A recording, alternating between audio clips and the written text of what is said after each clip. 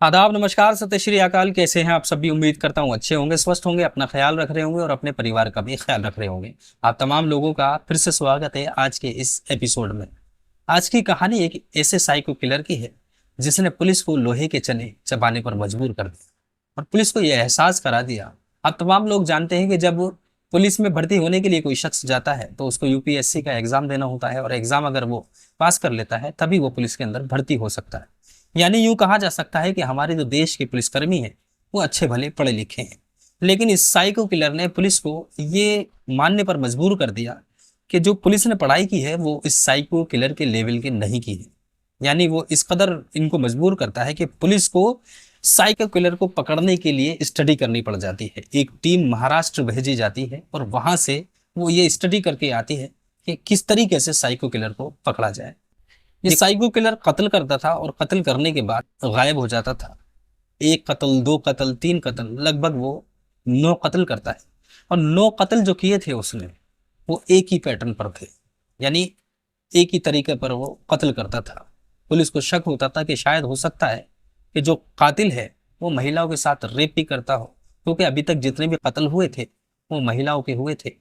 Postmortem report सामने आती थी, साफ हो जाता था कि महिला के साथ रेप नहीं हुआ है, सिर्फ उसका गला घोटकर उसकी हत्या की गई है। और तमाम कमाल की बात इसके अंदर ये थी कि जितनी भी तमाम महिलाएं थी उसकी उनकी जो उम्र थी लगभग 40 से 45 साल की उम्र थी। अब पुलिस के लिए सरदर्द बन चुका था कि आखिर इस जो शख्स है, जो कातिल है, वो उसको किस तरीके से पकड़ा जाए। लगभग 13 महीने लग जाते हैं और 13 महीने के बाद पुलिस जो है असल कातिल तक पहुंच जाती है और इसके लिए बड़ी कड़ी मेहनत करनी पड़ती है। लगभग 1.5 लाख मोबाइल के उसको ट्रेस करना पड़ता है और लगभग 1500 सीसीटीवी कैमरा को खंगोला जाता है और अपनी तरफ से भी लगभग 500 सीसीटीवी कैमरा लगाए जाते हैं। 22 टीमें बनाई जाती हैं। 22 टीमों को दिन रात बस एक ही काम पर लगाया गया कि किसी तरीके से इस साइको किलर को तक हम पकड़ें, क्योंकि इसका कोई सुराग नहीं मिल पा रहा था। तो चलिए कहानी की तरफ रुख करता हूँ। कहानी में आगे बढ़ने से पहले आप तमाम लोगों से मेरी रिक्वेस्ट है, अगर आपने हमारे चैनल को सब्सक्राइब नहीं किया है तो चैनल को सब्सक्राइब कर लें। और आप हमारी वीडियो कहाँ से देखते हैं, अपना नाम और अपनी जगह का नाम कमेंट सेक्शन में कमेंट जरूर किया कीजिए। इससे मेरी हौसला अफजाई होती है और वीडियो के अंत में आप तमाम लोगों के प्यारे नाम मैं जरूर बोलूंगा। तो चलिए कहानी की तरफ रुख करता हूँ। दरअसल उत्तर प्रदेश का एक जिला है जिस जिले का नाम है बरेली, और इसी बरेली में एक थाना है जिस थाने का नाम है शाही थाना। और इसी शाही थाना क्षेत्र में 5 जून 2023 को पुलिस को सूचना मिलती है कि एक महिला का शव जो है वो एक खेत के अंदर पड़ा हुआ है। पुलिस को जैसे ही सूचना मिलती है मौके पर पहुंचती है। मौके पर पहुंचने के बाद जाकर देखती है कि एक महिला है जिसकी उम्र लगभग 40 से 45 साल है, उसकी हत्या कर दी गई है। उसके गले पर उसी की चुन्नी को बांधा हुआ है, बुरी तरीके से उसमें गांठें लगी हुई है। यूं मालूम होता है कि किसी ने इसको बुरी तरीके से किलस कर मारा है। अब पुलिस को शक दूसरा ये भी होता है कि हो सकता है कि इस महिला के साथ रेप भी किया गया हो। पुलिस फौरन इस शव को बरामद करती है। बरामद करने के बाद इसको पोस्टमार्टम के लिए भेज देती है और आसपास से साक्ष्य जुटाने की कोशिश करती है। जब पोस्टमार्टम के लिए भेज दिया जाता है तो पोस्टमार्टम रिपोर्ट सामने आती है तो उसमें अजीब व गरीब बात आती है कि इस महिला के साथ जो है रेप नहीं किया गया है, सिर्फ इसकी जो हत्या की गई है, गला घोटकर इसकी हत्या की गई है।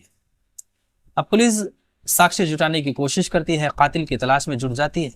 लेकिन इसी बीच अभी कातिल की तलाश चल ही रही थी। ये 5 जून का वाकया था, लेकिन 19 जून और इसी थाना क्षेत्र का एक गांव है जिस गांव का नाम है कुलछा। इसी गांव के अंदर एक और कत्ल की सूचना मिलती है। दरअसल जो पिछली महिला थी उस महिला का नाम था कलावती, जिसका पहला कत्ल हुआ। और दूसरी सूचना जैसे ही मिलती है जो 19 जून में मिली, और पुलिस फौरन इसकी तरफ रुख करती है। जाकर देखती है कि एक खेत के अंदर महिला का शव पड़ा हुआ है। जैसे ही शव को देखती है तो उसके गले में भी उसी का चुन्नी से जो है अंदर लगा हुआ था, बुरी तरीके से गांठें बंधी हुई थी। अब पुलिस को फिर से शक था, हो सकता है कि रेप किया गया हो, रेप के बाद इसका कत्ल कर दिया गया हो। पुलिस पोस्टमार्टम के लिए रिपोर्ट को शव को भेज देती है। फिर उसके बाद रिपोर्ट सामने आती है तो पता चलता है कि इसके साथ भी रेप नहीं हुआ है, सिर्फ इसकी हत्या की गई है।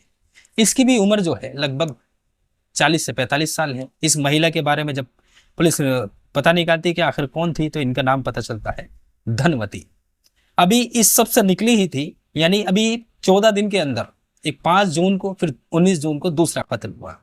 अब ठीक 11 दिन के बाद तीसरे कत्ल की पुलिस को सूचना मिलती है और इसी थाना क्षेत्र का एक गांव है जिस गांव का नाम है आनंदपुर। और इसी आनंदपुर गांव में पुलिस को सूचना मिलती है, मौके पर पहुंचती है, फिर वही तरीका, उसी तरीके से गले के अंदर फंदा लगा हुआ और उसी तरीके से जो शव को घसीटते हुए एक ईख के खेत के अंदर फेंक दिया गया। पुलिस को फिर शक होता है, उठाती है शव को और वो पोस्टमार्टम के लिए भेज देती है, और पोस्टमार्टम में भी वही वजह सामने आती है। यानी तमाम अभी तक जो 3 कत्ल हुए, इनका पैटर्न एक ही था, गले को दबाकर मार देना और उसी के चुनने से उसके गले के अंदर उसको लपेटना और गांठ बांधकर टाइट तरीके से उसको छोड़कर चले जाना। लेकिन पुलिस के लिए सरदर्द ये बनता जा रहा था कि आखिर ये जो कातिल है ये कौन है जो सिर्फ महिलाओं को टारगेट कर रहा है। अभी तक 3 कत्ल हुए, इस 3 कत्ल की वजह से और एक ही थाना क्षेत्र के जो आसपास के लोग हैं उनके अंदर एक खौफ, एक डर महिलाओं के अंदर खासकर पैदा हो रहा था कि महिलाएं जो हैं 40 से 45 साल की उम्र की महिला कत्ल किया जा रहा है, रेप भी नहीं हो रहा है। आखिर जो कत्ल है, कातिल है, वो कौन है? पुलिस के हाथ वो भी नहीं लगा है। कुछ वक्त गुजरता है, लगभग 21-22 दिन गुजर जाते हैं और इसी 22 जुलाई 2023 को इसी थाना क्षेत्र का एक गांव है जिस गांव का नाम है खजूरिया। इसी खजूरिया गांव में फिर इसी तरीके से एक शव मिलता है। जैसे ही शव मिलता है, पुलिस उसको बरामद करती है, शव पोस्टमार्टम के लिए भेज देती है। वही सब सामने आता है, पता किया जाता है तो इस महिला का जो नाम था, उनका नाम था कुसुम। अब लिहाजा अब पुलिस के लिए और भी बड़ा सरदर्द खड़ा हो गया। फिर इसी तरीके से 23 अगस्त को एक सूचना मिलती है, इस महिला को भी इसी तरीके से मारा गया, एक ही पैटर्न। इसका पता निकाला जाता है तो वीरवती इनका नाम था, उम्र वही 45 से 40 साल। अब पुलिस समझ चुकी थी कि ये जो कत्ल किया जा रहा है ये साइको किलर कर रहा है और एक ही शख्स है।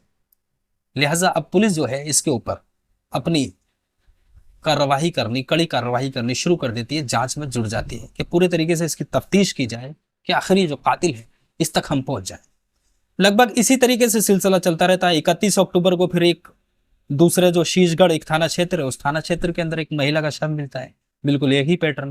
फिर दूसरा 20 नवंबर 2000 शाही थाना क्षेत्र में, फिर 26 नवंबर 2023 शीशगढ़ थाना क्षेत्र में। इसी तरीके से लगभग 8 या 9 महिलाओं का शव मिलता है। अब पुलिस के लिए बड़ा सरदर्द, महिलाओं के अंदर खौफ कि आखिर हम अपने गांव से निकल कर जाएं या नहीं जाएं। महिलाओं के अंदर एक खौफ ये बन गया था कि सिर्फ और सिर्फ महिलाओं को जो ये शख्स है वो टारगेट कर रहा है, कत्ल कर रहा है, ये तो साइको किलर हो सकता है। और साइको किलर की बात तमाम आसपास के क्षेत्र में, गाँवों में फैल चुकी थी कि सिर्फ महिलाओं पर वो हमला कर रहा है, महिलाओं को ही कत्ल कर रहा है।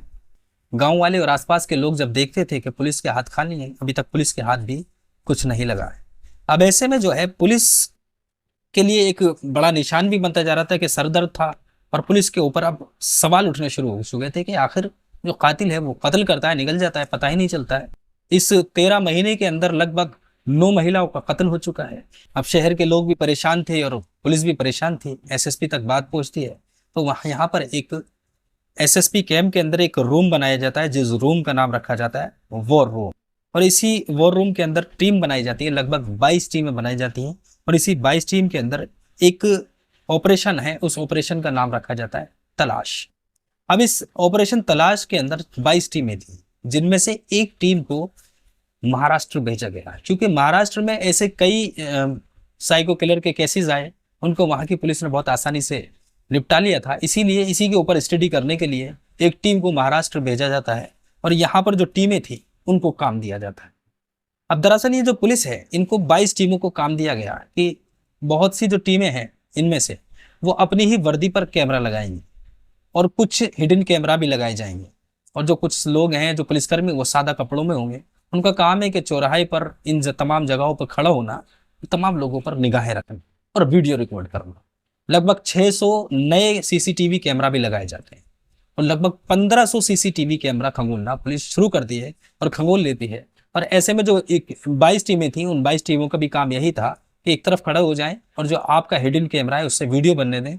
और जो वर्दी के साथ पुलिस जो है इस पूरे मामले में जुटी हुई थी, तो उनको भी कैमरे दिए गए थे ताकि वो कैमरे से वीडियो रिकॉर्ड कर सकें।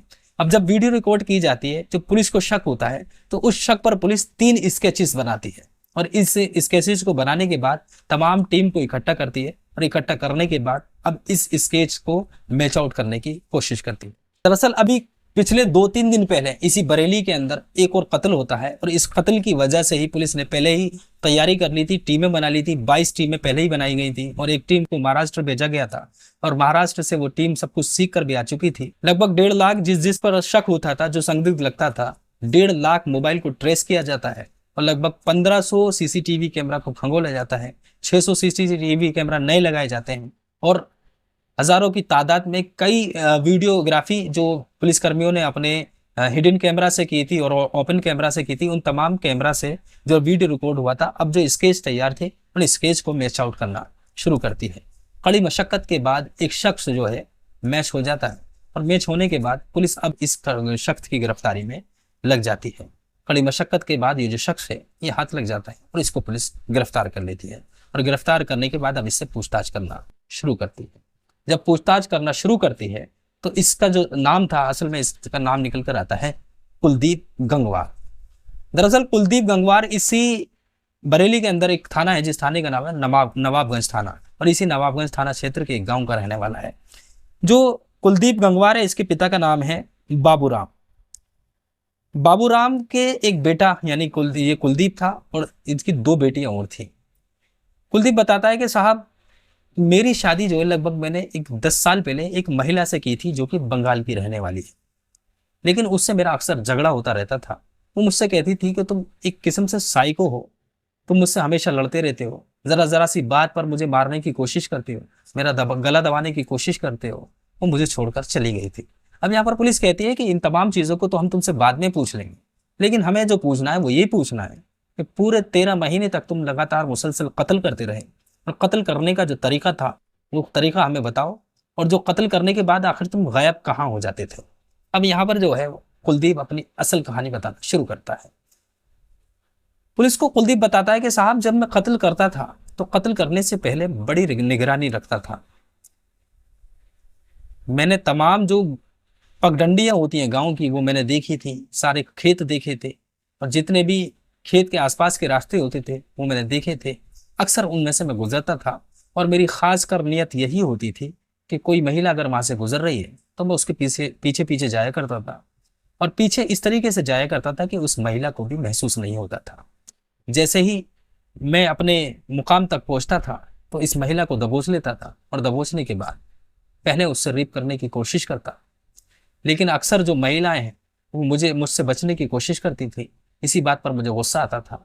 मैं उनके ऊपर चढ़कर बैठकर उनके गला दबाना शुरू कर देता और गला दबाकर उनकी हत्या कर देता था और हत्या करने के बाद उसके पास ही बैठा रहता था, सिर्फ इस चीज को देखने के लिए कि ये मर चुकी है या नहीं मर चुकी है, और अगर मर भी चुकी है तो उसकी चुन्नी ही लेता था, उसके गले पर उसे लपेट कर कई गांठें बांध देता था जिससे मुझे ये कन्फर्म हो जाए कि उसकी मौत हो चुकी है। और जब वो मर जाती थी तो उसको एक शव को घसीटता था और ईख के खेत में ले जाकर फेंक देता था। और ईख का खेत इसलिए मेरा पसंदीदा था कि ईख के खेत में बहुत आसानी से मैं किसी को भी मार देता था और कोई मुझे आसानी से देख भी नहीं पाता था। अब ये कुलदीप अजीब बात ये और बताता है कि जिस रोज अगर मैं रेकी करता था, किसी के पीछे जाता था, तो ऐसे में अगर मुझे किसी बच्चे ने, किसी दूसरी महिला ने या फिर किसी युवक ने या किसी मर्द ने देख लिया है तो उस वक्त मैंने सोच लिया था कि आज मैं ये कत्ल नहीं करूंगा, अगले दिन कत्ल करूंगा। मुसलसल मैं इसी तरीके से कत्ल करता था, एक ही पैटर्न मेरा होता था। अब पुलिस यहाँ पर ये सवाल करती है कि जो कत्ल करने की असल वजह है वो वजह बताओ। आखिर जो तुम कत्ल करते थे, कत्ल करने पर जो निशाना बनाते थे महिला, और जो महिला होती थी उसमें भी 40 से 45 साल की उम्र की महिला होती थी, अक्सर उन्हीं का तुम कत्ल करते थे। इतनी नफरत महिलाओं से आखिर तुम्हें क्यों हुई?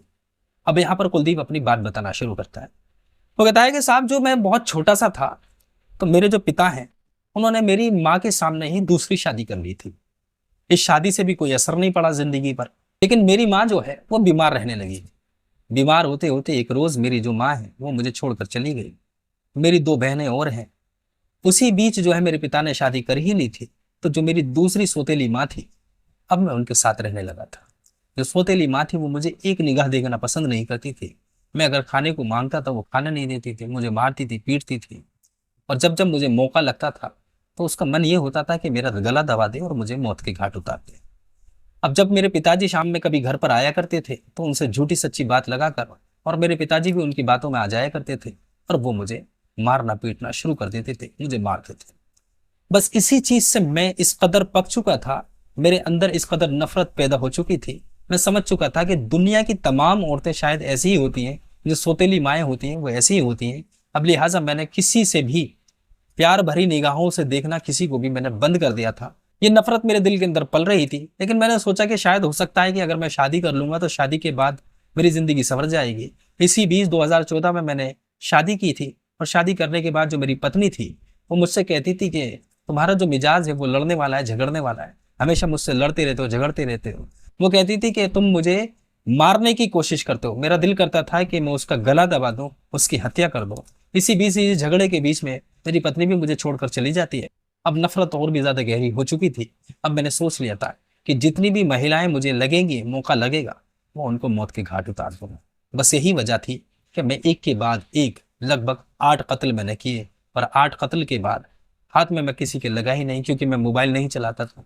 अक्सर जो सफर करता था वो बस से या फिर ऑटो से, इन तमाम चीजों से सफर करता था। लेकिन शायद अब मेरी किस्मत जो है वो फूटी हुई थी कि आप लोगों ने मुझे पकड़ लिया।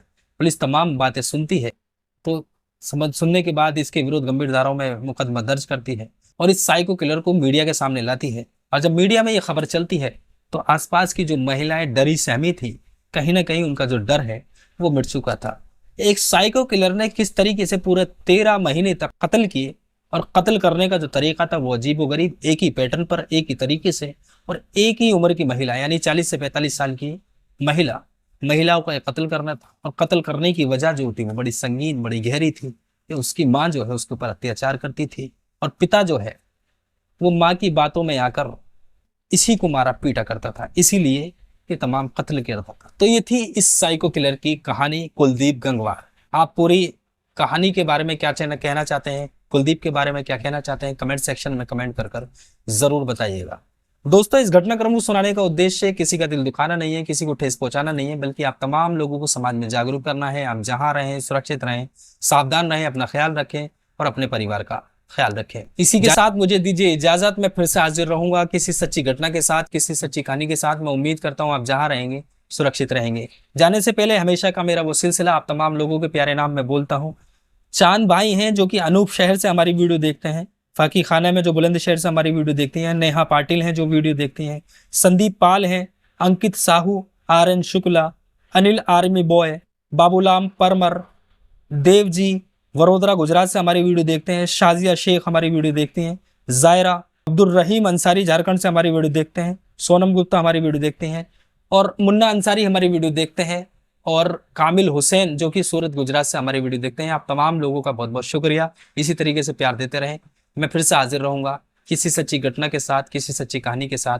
आदाब, नमस्कार, सत्य श्री अकाल, जय हिंद, जय भारत।